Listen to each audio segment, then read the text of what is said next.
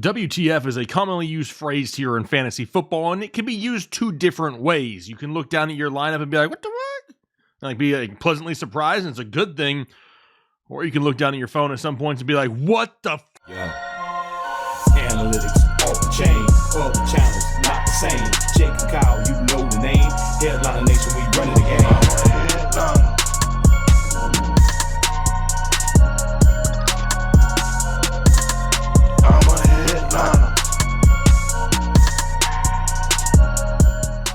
What is going on, Headline Nation? Jake, Fantasy Headliners. Hopefully everybody's doing well out there. Today we're talking about a few players that just made you go WTF this season in fantasy football. Now, that could be in a good way, it can be in a bad way. Honestly, we could probably have 15, 20, 30 players in this episode, but it's only January, and I'm not trying to run out of content before the draft, if you know what I'm saying. So we're going to talk about a handful of players here that kind of fit into these categories. Now, the obvious names would be guys like Cooper Kupp and Deebo Samuel and Cordero Patterson, but those guys kind of deserve videos of their own. We're going to focus on a few of the maybe lesser known names, the guys that really don't get as much credit as maybe they deserve. So that's what we're going to be talking about here today, and we're not going to waste any time. We're getting right into the first name, and it's Allen Robinson of the Chicago Bears.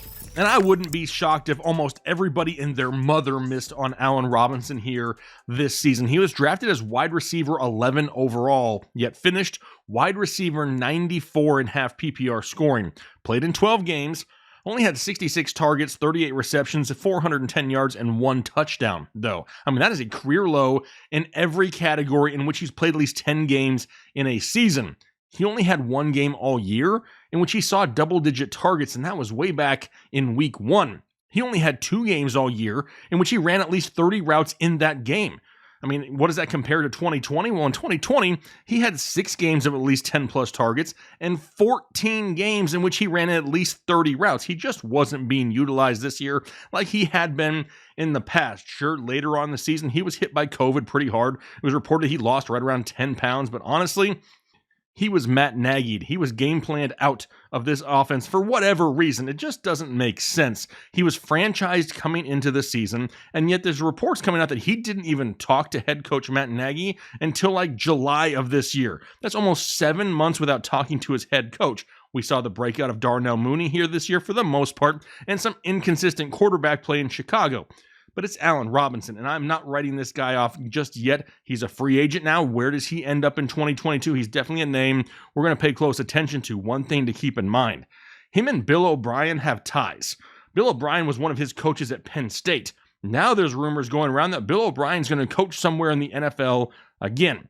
Whichever job he takes, you have to think that Allen Robinson's going to be near the top of his free agency wish list. So that's just something to pay attention to. But what about a good WTF? What about one of those, what the fuck? I mean, one of those ones that really make you excited. What about Hunter Renfrow of the Las Vegas Raiders, who was drafted as wide receiver 95?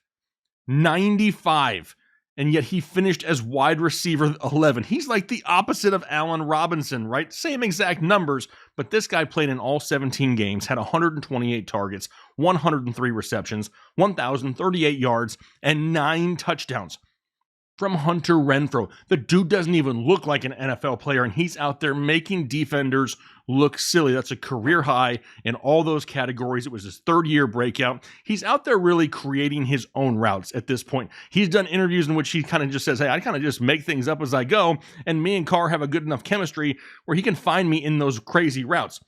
Which is nuts. That is not normal in the NFL. He's obviously one of the best route runners in the entire league. He averaged 2.14 yards of separation on his targets. That's over 6 feet of separation when being targeted. That's the 6th best of all wide receivers in the NFL. He's kind of like a modern day Julian Edelman, except slightly less athletic looking. I mean, he finished 6th in the NFL in red zone targets. He did benefit from, Darren Waller missing some time. There were some added targets there, plus the whole Henry Ruggs incident. We're not going to talk a whole lot about that, but that definitely resulted in more targets going the way of Hunter Renfrow. He's got that chemistry with Derek Carr. He really loved interim head coach Rich Bisaccia. We don't know if he's going to be back or not yet.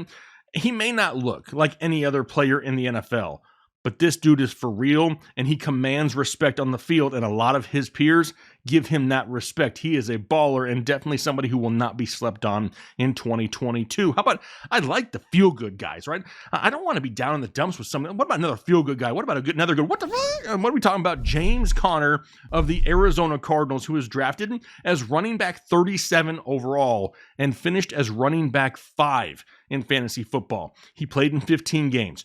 239 total touches, 1,127 total yards, and then the big boy, 18 total touchdowns for James Conner. And personally, I wasn't overly surprised. I had him as one of my preseason sleepers here in fantasy football. May have been, honestly, one of my better calls of the year. I said I expected him to kind of fill that Kenyon Drake role.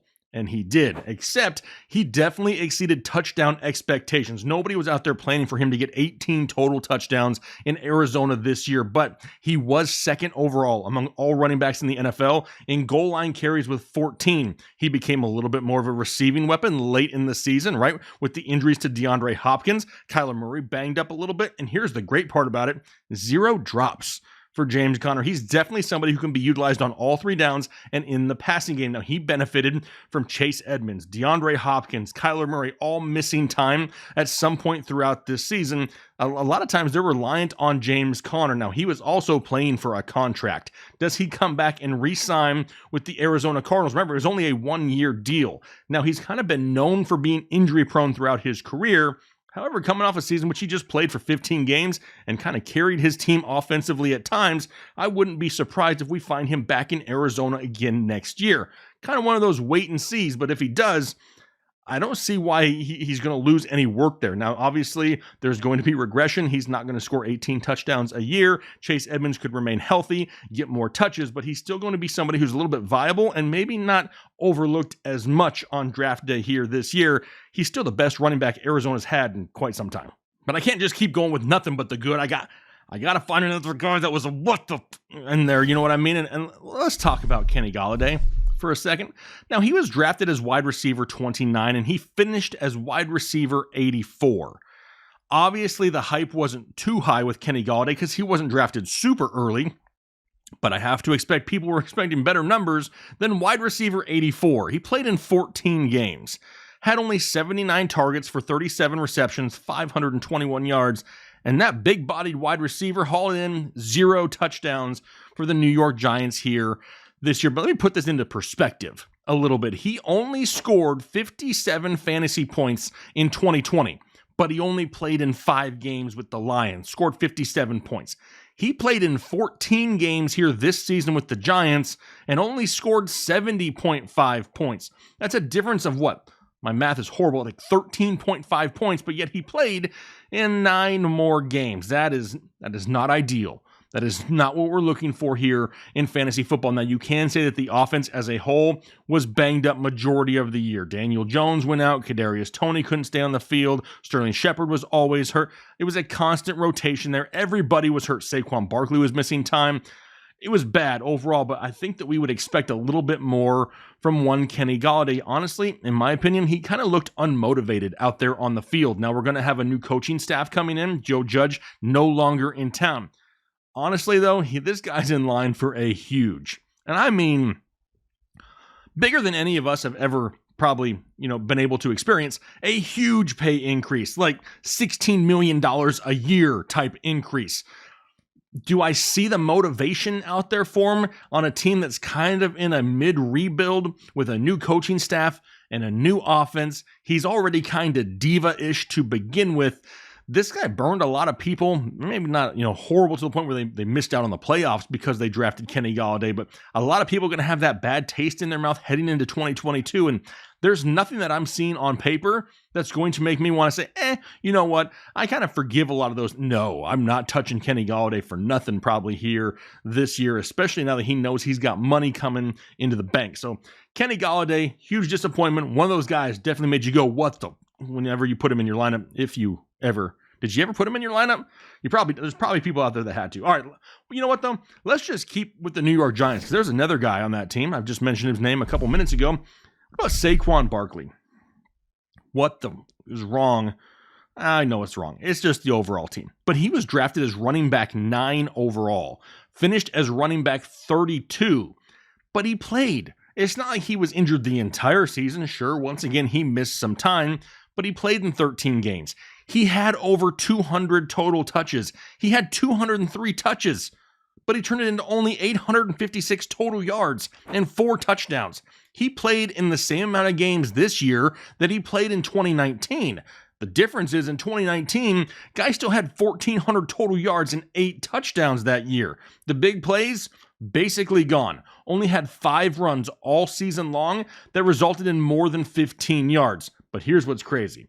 He only had 2 goal line carries the entire year. And if you want to get even more crazy, he only had 1 red zone carry after week 4 of the season. That is... I got nothing. You know what I mean?